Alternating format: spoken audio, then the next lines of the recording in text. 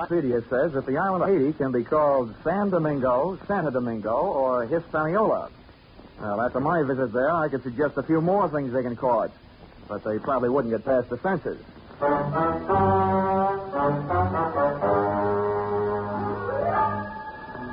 This is another in the adventures of America's fabulous freelance insurance investigator, Johnny Dollar. At Insurance Investigation, Johnny Dollar is only an expert. And making out his expense accounts, he's an absolute genius.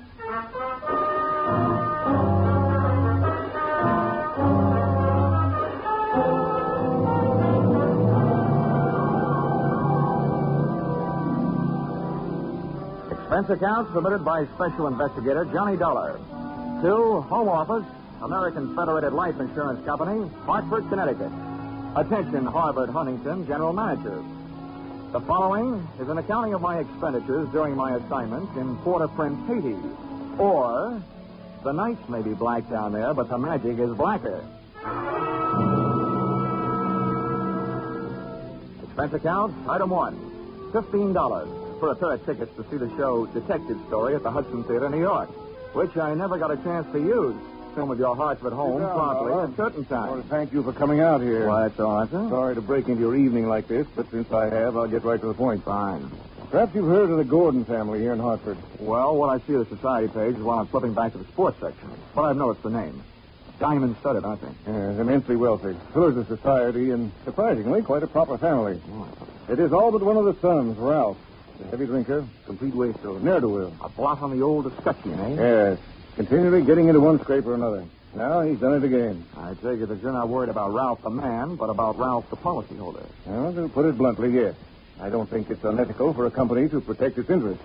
In this case, the policy is in the amount of $150,000, payable to his death to charity or to his wife if he's married. Yeah, it's quite a piece of paper. Yes, to be quite candid, I rue the day it was issued. But the point is this. Ralph Gordon, at last report, is dying aboard his yacht at Port-au-Prince, Haiti. Oh, you don't need me, Mr. Huntington. You need the Mayo Clinic. Dollar, I hesitate to even mention this in the presence of a sane man, but from everything we can learn, young Gordon is not dying from any known malady. He's dying as a result of a...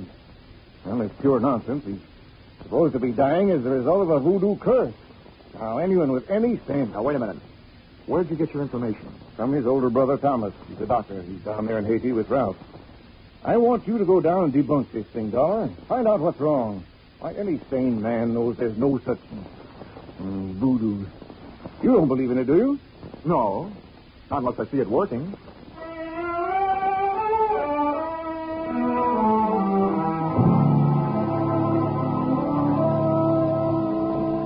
Expense account, item 2, $148.70. Hartford to Port-au-Prince via airplane. Expense account item 3, $32.50. Tropical clothes. They didn't fit me, but they fit the weather.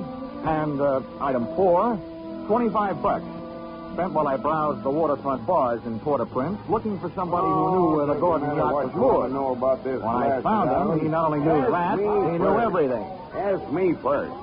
My name's Cap Reagan, and I've been here since before repeal. Give up my citizenship, I did. With the help of a couple of prohibition agents. Oh, you don't say. Uh-huh. And I figure on sailing out in the final days right here. What do you want with the Gordon craft? I want to see the owner, Ralph Gordon. How do I get to it? Oh, I reckon you'd pay me to row you out to her. My dinghy's down at the foot of the pier, just a short hill from where we're at. Oh, well, good. Come on, let's shove off then. Just wiggle it down my ration here.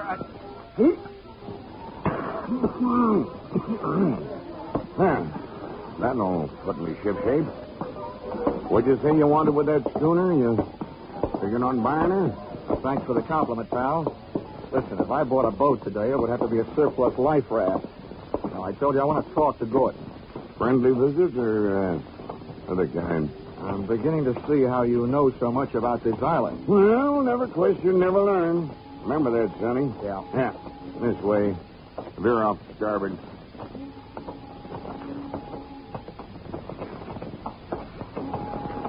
No, sure. Never question, never learn. Yeah. Well, I'm an insurance investigator, and the company sent me down here to look things over, including Gordon. Something wrong? I don't know yet. What do you know about him? A jug full, Sonny, a jug full. Stood into the harbor about 2 months back. No sooner dropped his hook than his crew started taking the pierhead lead. Everybody jumped but the bosun, for reasons of his own. Why did they leave him? 'Cause he was half seas over all the time. You navigate with sextant, a compass, and parallel rulers, Sonny. Not with a double shot and a water chaser. You get the drift? They were afraid to sail with him, huh? Aye, that's the line of it. And if you'd ever piled into a reef, you'd feel the same. Yeah, here we are. Oh. That's my dinghy down at the bottom of that ladder. There's Gordon's yacht out there. You see her? Oh, yeah. That tug's passing the stern of her now. Yeah, say. That's a lot of boats. Yeah. She carries a suit of sail like a grain clipper. Wait till you see her close up. She's as dirty as a garbage scow.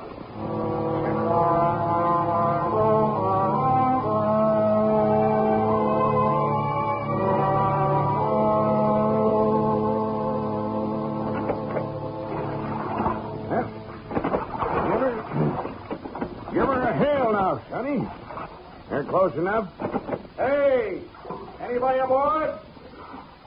Hey, aboard the yacht. Anybody home? Yes? What do you want?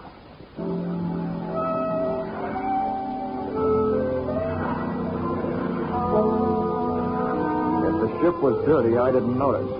It may have had good lines, too, but it couldn't have touched what stood at the rail wearing clam diggers, an off-the-shoulder T-shirt, and a Caribbean tan.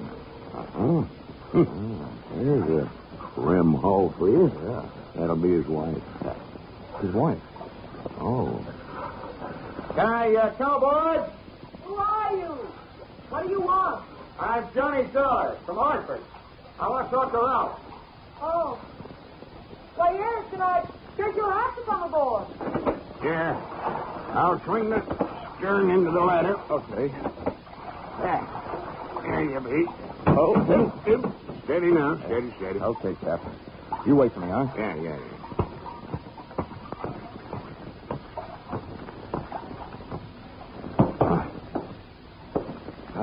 Well, how are things in Ralphie's old hometown? Cold. But not as cold as this reception. Don't let it throw you. What is it? A friendly drop-in? Business? Or just plain snooping? It's the last I'm Edwina. The wife they haven't heard about at home. Oh, congratulations. Now I know why you like to wear your shoulders bare. It's better to keep a chip on them. If you're through being sharp, I'll let you hear what's left of my husband. Come on. Through here. Okay.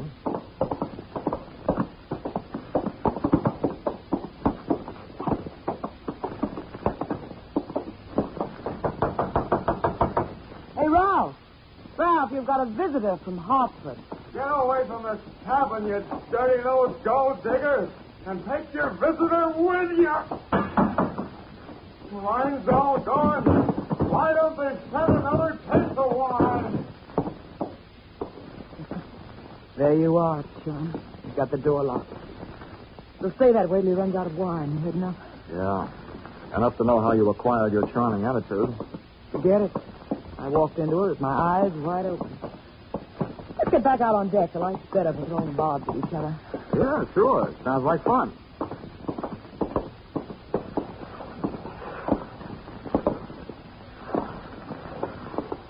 Well, do I have to help you off the boat? Not until you help me by answering some questions. I'm an insurance investigator, and I was sent down here by the company that holds a policy on your husband's life. Oh, what should I do, Frank? The story they got was that Ralph was dying from some kind of a voodoo curse. They don't believe it, and neither do I. Why not? That might be true. Huh? Well, some old dame, they call her Maria Lascelles. She came out to the boat. She yelled some things at him, and when Ralphie threw a bottle at her, she swore she'd put a curse on him. How'd they hear about that back in Hartford? Ralph's brother, Dr. Thomas Gordon, told them. You know him? Yeah, we hate each other. I wonder why he told them. Maybe because he thought somebody, who'd be better off with Ralph dead, was using Maria Lascelles' curse as a cover-up. How would you stand as his widow? Get off the boat. Never mind the act. You're his beneficiary. Or didn't you know? I said get off. What's the trouble, Eddie? Oh, him. Yo, come here, will you? All right. Who's the boarding party? Just get him off him. I'll see you in my cabin. Sure, honey. Anybody gets you this upset, it'll be a pleasure. Well, mate, do you walk or dive? Save your strength for the last scene, Goliath. I was just leaving.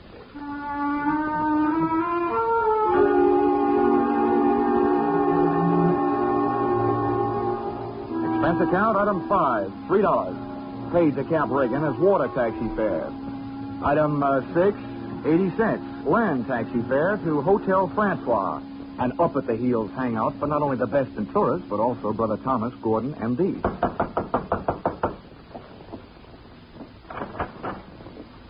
Yes? I'm Johnny Dollar, Dr. Gordon, from Hartford. Oh, yes, Dollar. I've been expecting you. They wired me you were coming down. Come in. Thank you. Oh, please make yourself comfortable. Could I offer you something? Nothing but some brotherly advice. Why, certainly. You know, I feel like a stupid fool for not being able to handle this thing myself. So now that you're here, you call on me for anything. Have you seen Ralph? I tried to, but he locked himself in his cabin. Tell me, as a medical man, how do you digest this voodoo curse story? Why, it's ridiculous. Good heavens, this is the 20th century. I do think that science doesn't know everything it would like to know about voodoo and black magic. There are stories supposedly true, but any victim would have to have a highly susceptible mind. Now, I know my brother, Mr. Dollar. His mind is susceptible only to his own whims and fancies. Well, then what's the matter with him? Well, that's it. I don't know. He's drawn within himself. He seems to be searching almost insanely for escape through alcohol. Hasn't anybody thought of putting him on the wagon? It's a horrible idea, but I've heard it works. I don't think this is the time for it. He's suffering mentally and needs release. Well, that leaves us with only one thing to think about. No matter how thin you cut it, it's still voodoo. I'm a man of science, Mr. Dollar. I'd make hypocrisy out of all my knowledge and training if I attacked the problem from that direction. But please, you let me know what you learn, huh?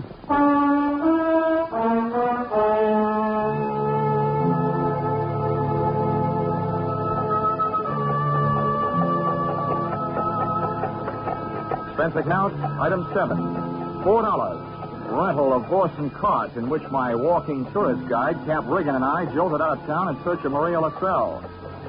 Something made me feel like I was riding my last mile in a tumbril en route to the guillotine. The moonlight was fighting a losing battle against an army of storm clouds that were sweeping in. And then to make it worse, I heard a drum. You there, Sonny? Yeah, sort of a tired Gene Cooper. Means we're getting close to Maria's headquarters. Is she the only one around here? Yep. None of the good hoogans performs in her territory. She's too mean. Oh, great. What's the matter? We're here. That's the path. Over there by that gnarled old tree. From here on, you plot your own course. This is close enough for me. Oh, me too. Well, how do I know I can't put a curse on her? I've never tried. Smooth sailing, Sonny. The path ran along the edge of a field of sugar cane. On the other side was a solid wall of jungle. First, I smelled some feathers burning. Then I heard the chant. There was an opening in the wall of jungle that led to a small clearing, and just before the moon was smothered by another cloud, I saw a shack. Little clouds of smoke curled out through an open door, and I could see the glow of a fire on the floor inside. Maria, I want to talk to you. Who is it? Comes to the house of Maria. My name wouldn't mean a thing to you, but what I have to say will. Can I come in? Andres, what is this word of so great importance to stop Maria? All I know about voodoo is I don't believe it. I've come to you because I haven't got any answers from anybody else. I want to know what's behind this so-called curse you put on Ralph Gordon. You don't believe? You let me make you believe, eh? Ralph Gordon, he died tonight in the wind and rain. And for you, I have magic now. Look, regard my fire. You will see, you will believe this book. Voila!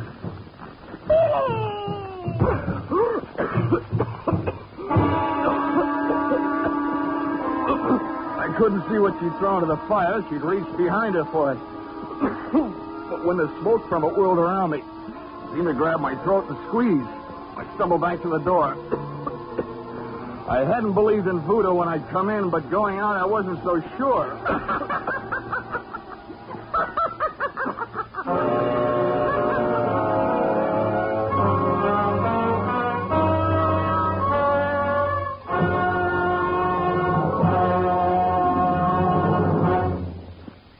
In just a moment, we'll return to the second act of Johnny Dollar. But first, the two Orange Bowl teams, Santa Clara and Kentucky, will be honored by Vaughn Monroe and his CBS Caravan tonight. Vaughn and his great band will play favorite songs of the two Orange Bowl teams. Be sure to hear Vaughn Monroe's Caravan, followed by the Gene Autry Show on most of the same CBS stations tonight and every Saturday night. Now, with our star, Charles Russell, we return to the second act of Yours Truly, Johnny Dollar.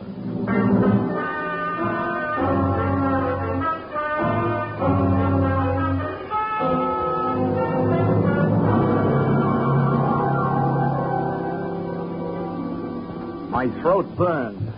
My eyes were looking at each other. My lungs felt like a pair of deflated footballs. And the blood in my head was pounding a better and louder rhythm than that drum. I staggered around the heavy jungle air, and when I could breathe again, I gulped in enough to lift the Graf Zeppelin. By that time, I was cool enough to get hot in anger.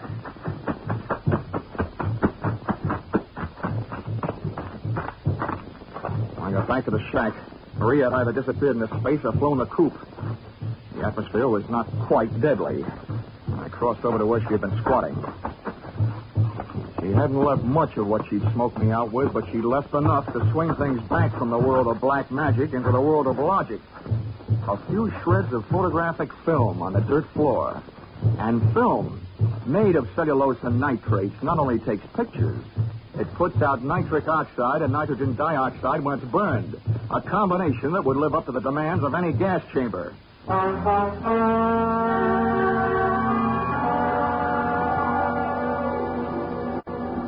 captain rowed me out to the Gordon yacht. This time I boarded without a hail. Ralph was still in a bad mood as I started to pass the cabin. Why don't they send the wine? Empty! Empty! His antics inside the cabin sounded interesting, but not half as interesting as the conversation coming from Edwina's cabin. Dear Edwina, the little wife they didn't know about at home. I'm telling you, if we can't go on with this. Well, it's tough. You having a change of heart. Well, that's what happened. Not so sure that makes any difference. Maybe you're in too deep to back out. How would you like it if I spilled the whole thing? For what difference does it make? You're better than landing in a Haitian prison with your motives showing. Think it over, Angel. I'll be in my sack when you make up your mind. How wrong can you be? See you later, hon. Since I've been on the receiving end of so many surprise sluggings, this was almost a poison. What are you doing on this ship? Get off. Oh, no. Not of that intriguing conversation I just heard. How much did you hear? If I added it to that gas assault Maria LaSalle threw at me, there'd be enough to nail you and Loverboy here for conspiracy to commit murder. Well, I don't know what you're talking about. And the point is, I know what you two were talking about. Oh, listen to me. You've got to believe me. I don't have to. But try me anyway. Oh, I admit to him, and I... Well, it was because Ralph turned into a wino after we were married. This probably marks the first time in history that an icicle melted in Port-au-Prince. Please let me finish. When my marriage went to pieces, I had to do something or go crazy. You see, Ralph drinking up all the champagne on the island was just more than I could take.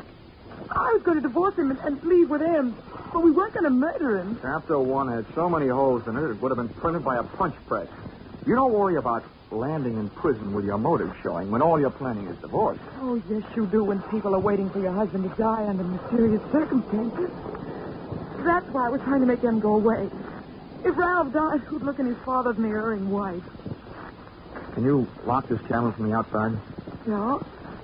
What are you going to do? You're not going to lock me in? No, just your playmate. You're coming with me. Where? To Maria LaSalle. I want to catch your reaction when she sees you. You don't believe me. No. With $150,000 at stake, I don't even believe myself.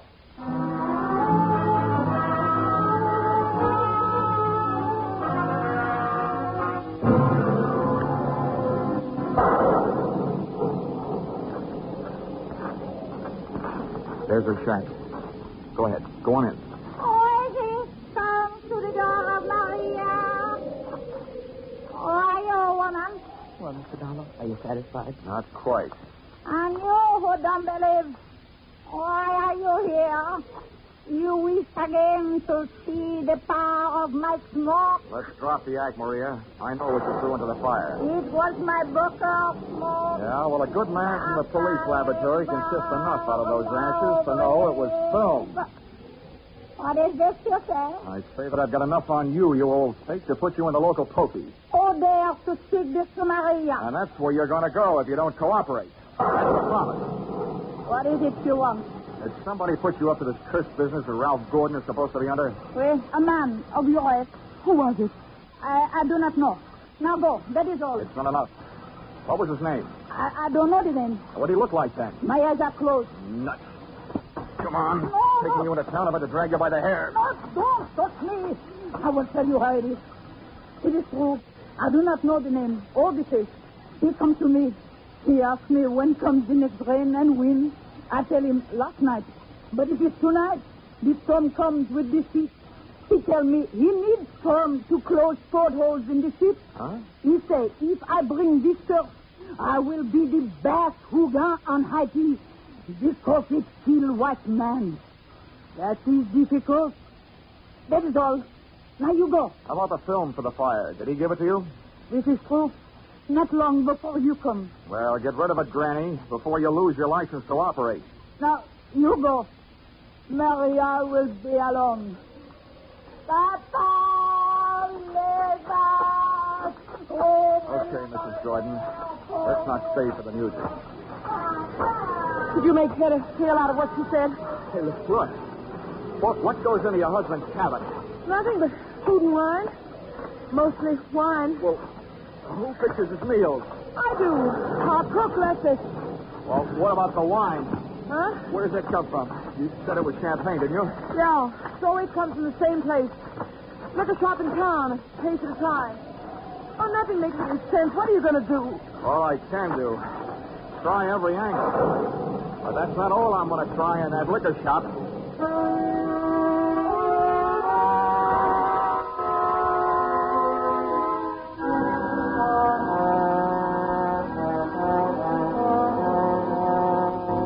Expense account, item 8, $4.50. 2 quarts of rum.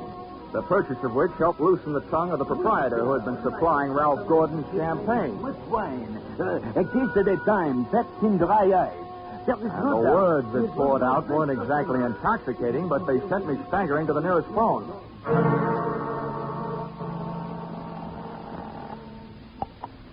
Yes? Hello? Hello, Dr. Gordon. This is Dollar. Good heavens. Dollar, I've been wondering about you. What have you learned? First, tell me this. What would happen to a man if he was in a ship's cabin on a stormy night with all the portholes closed and there was a lot of dry ice in there with him? What? What was that? A small room, no ventilation, a lot of dry ice. A lush, maybe passed out. What would happen? Oh, good Lord. Dry ice is solidified carbon dioxide.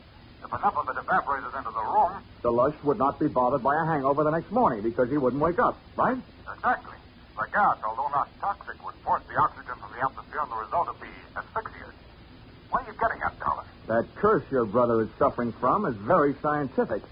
The champagne's been getting has been chilled by dry ice, about 5 pounds per case. And 1 case went out to the yacht just before the storm broke. Good Lord. Well, it may be just coincidence, but Ralph's wife and that bosun. Yeah, I know. For a bosun, he'd make a very good chemist. Well, send for a pulmotor, will you? If it's too late for your brother, maybe I can use it.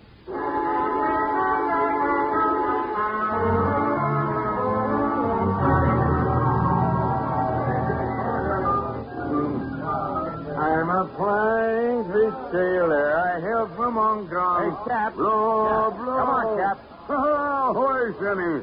Send him around, George, from a shipmate and me. This is rum Never mind weather, around, Sonny. Cap. You gotta row me out to that yacht again. Huh? What do you take me for, a blasted galley sleeve? Come on, My back Cap. is about I'm in a broke hurry. now from all the roaring. $20. In this... What'd you say?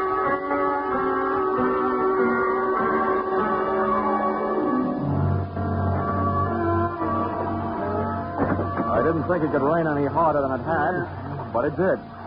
We would have been drier swimming. And the visibility was so bad, I would have had to have a seeing eye seal to find the ship. But about 20 minutes out, Cap spotted the riding lights. Here's your lies, Johnny. We were on target. But so was somebody else. The searchlight stabbed out at us. Hey.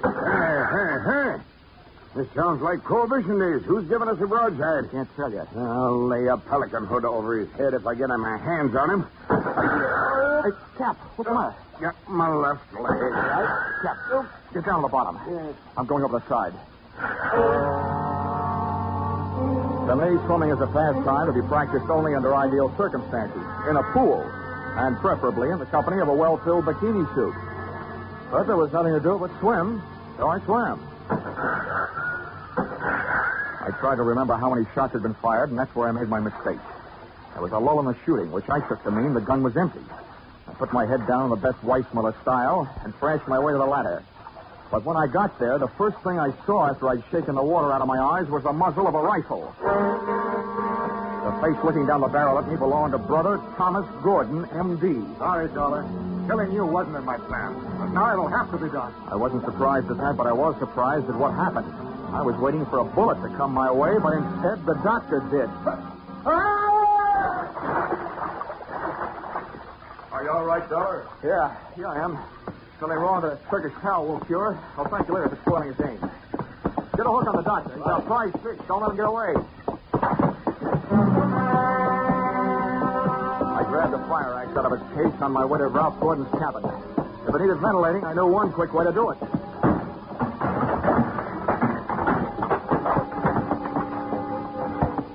I didn't check for oxygen. I took a deep breath, held it, and went in. The cabin was littered with wine bottles, and in one corner, in an open case, was the dry ice that was in the process of cooling Gordon off for good. He was stretched out on his bunk. I hefted him to my shoulder and used the last of my breath getting him out of there.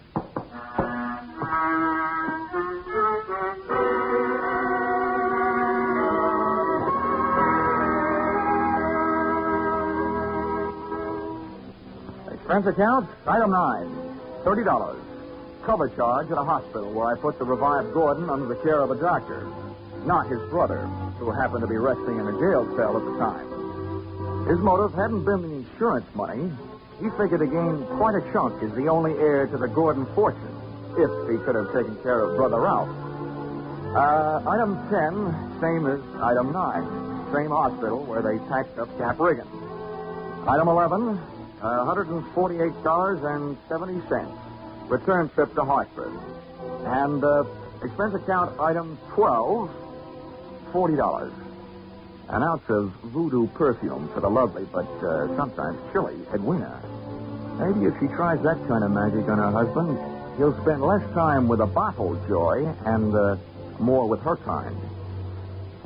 Expense account total, $424.70. Signed, yours, truly, Johnny Dollar.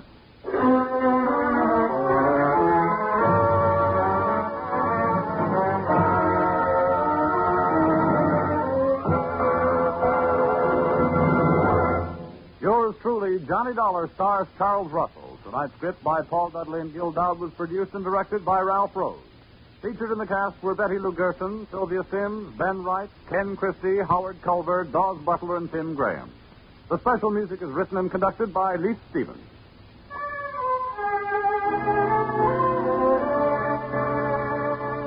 Be sure to be with us at the same time next week when another unusual expense account is handed in by Johnny Dollar.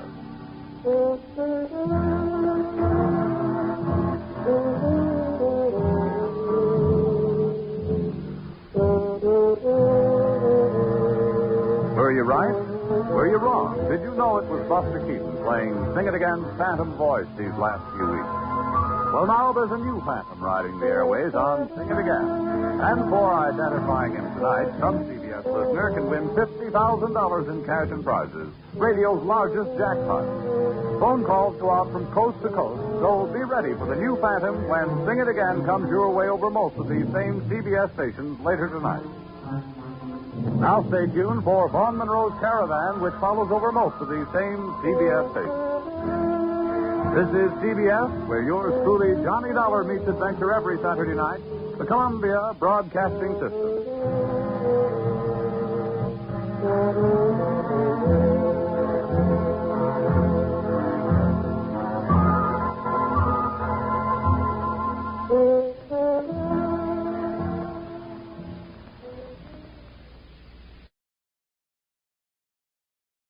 Mm-hmm.